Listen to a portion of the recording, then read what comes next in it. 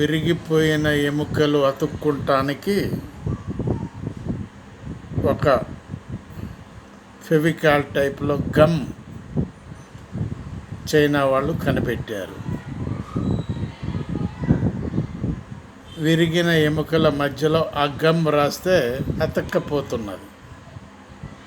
ఇక మళ్ళీ ఊడిపోయే సమస్య లేదు.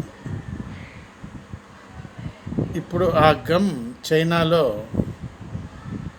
దాన్ని మార్కెటింగ్ చేయటానికి పరిశీలిస్తున్నటువంటి చైనా డాక్టర్స్,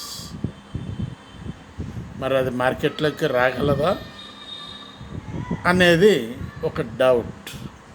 కారణం ఏంటంటే అది వచ్చిందంటే ఈ హాస్పిటల్స్ అన్నీ నిద్రపోవలసి వస్తుందని చెప్పి మేధావి వర్గం మాట్లాడుకుంటుంది. బాలసాని వీరప్రసాద్, హైదరాబాద్.